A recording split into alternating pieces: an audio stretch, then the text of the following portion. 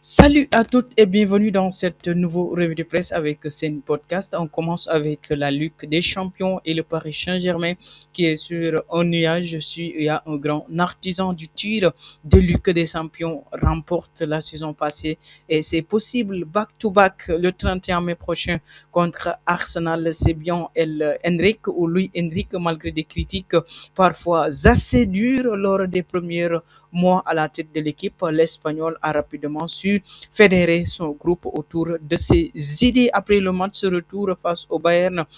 Nasser El Railfi, très heureuse de la prestation de ses hommes, a fait une véritable déclaration d'amour à son entraîneur.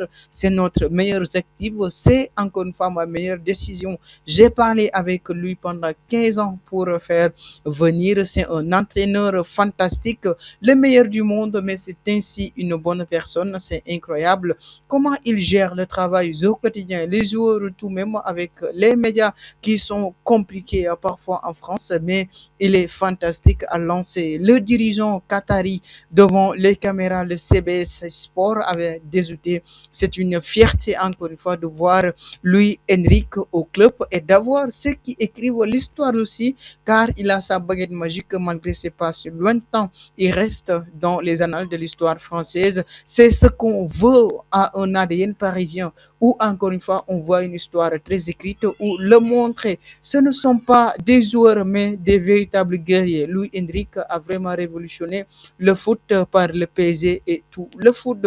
Je suis très fier de lui et c'est vraiment le meilleur. On conclut le patron du club de la capitale. En finale, le PSG affrontera Arsenal.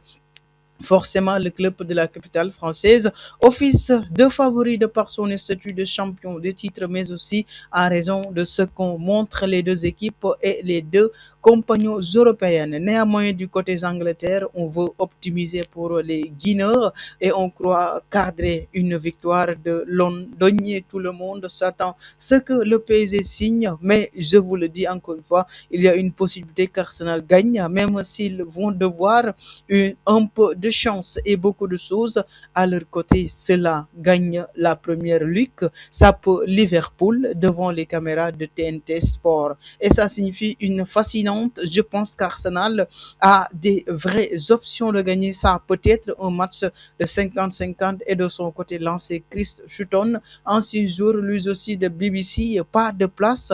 Et dans ce monde, les Guillers ont récolté que 18% des voix toujours Arsenal. D'après le Daily Mail, les Guinéens suivent d'après les Mercus Rashford et réfléchissent en renrôle cet été. Et si les joueurs restent bien en Catalogne, bien sûr, ils sont prêts en Manchester United. Les Blaugrana n'ont pas l'intention de régler les 30 millions d'euros des options d'achat. Soit le Red Devil donne leurs accords pour encore une fois gagner en bras haut et pour un nouveau prêt pour un transfert dessous de 30 millions encore et l'attaquant revient du côté de Lustraford où personne ne l'attend.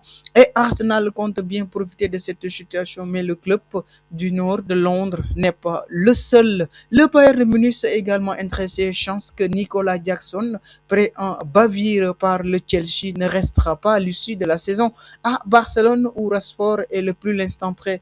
On prépare aussi le Mercato Festival ou Estival et les Blaugrana ont commencé à exquiser certaines choses de leur cible principale pour Leon Alves seulement, comme l'indique Mundo Desportivo, le championnat du monde 2022 va avoir des devoirs à faire. Le média indique ou les médias indiquent ainsi que ces prochains joueurs vont être décisifs et encore une fois les Graubrana espèrent une suite favorable à leur dossier avant que la sélection argentine ne parte à la Coupe du Monde sous contrat que 2000 jusqu'à 2030 à Madrid. Le Barça j'espère que l'attaquant manifestera son envie de départ après la direction de l'Atlantique qui est tout sauf vendeuse actuelle. Il n'y a pas de prise de position claire d'Alvarez en interne. Il sera très compliqué pour le Barça de le recruter. De plus en plus, toujours d'après ces informations du journal catalan, l'FC Barcelone s'est fixé un prix maximum de 100 millions d'euros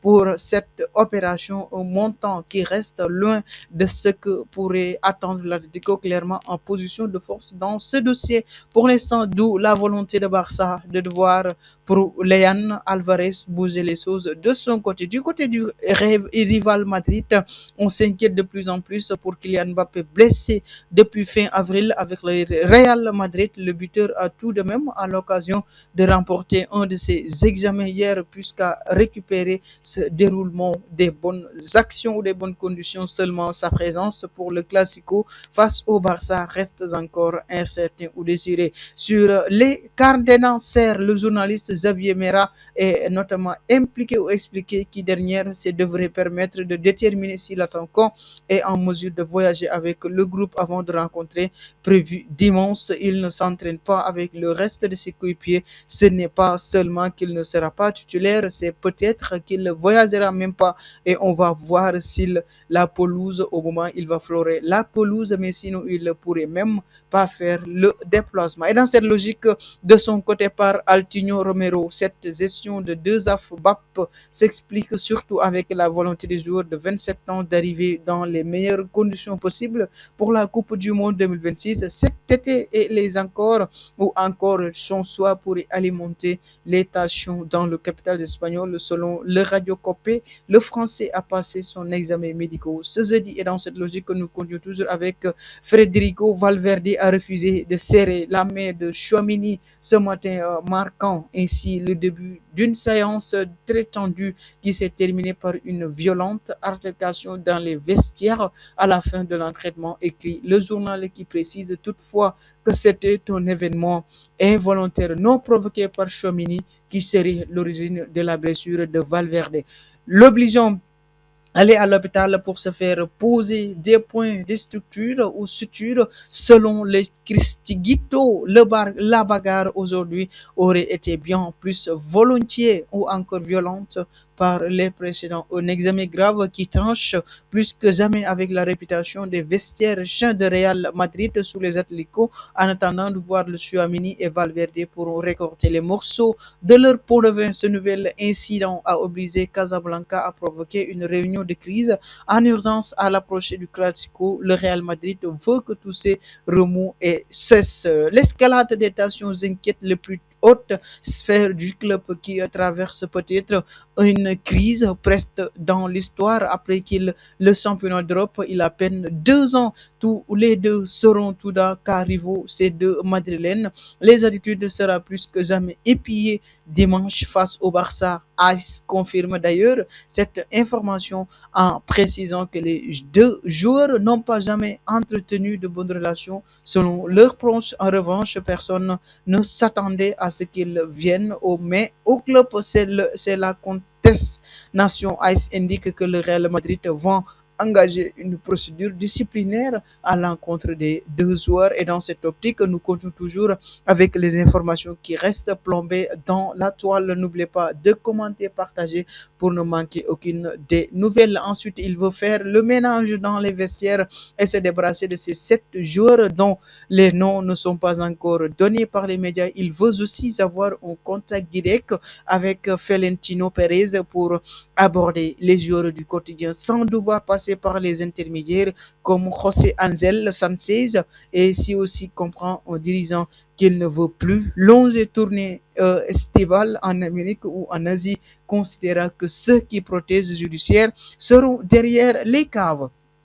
Tout sport évoque ce contrat de 3 ans, une preuve que les discussions s'avèrent conclure. Encore une fois, et dans cette logique, il continue de bavarder sur ce dossier. Le discours à faire, à suivre, on passe maintenant au rayon officiel de Nicolas Zoul, va mettre un terme à sa carrière à la fin de cette saison. À seulement 30 ans, l'international allemand de Borussia Dortmund sélectionne 49 reprises avec la sélection, a expliqué avoir pris cette décision au sérieux après une blessure au genou survenue le mois dernier face au Hoffenheim, déjà marqué par plusieurs blessures graves au cours de sa saison. Nicolas Zoul a expliqué ne plus vouloir courir le risque d'une nouvelle longueur indisponibilité. On termine ce journal avec l'immense du jour. Aujourd'hui, elle vous vient à Munich après la deuxième qualification consécutive en finale des Ligues des champions. Les Parisiens l'ont fêté comme il se doit dans les vestiaires. Voilà, c'est déjà tout avec Sen Podcast. Moi, je vous laisse sur cette immense. Encore une fois, on se donne rendez-vous. D'ici là, portez-vous bien, commentez, partagez, abonnez et portez-vous bien. D'ici là, ciao, ciao.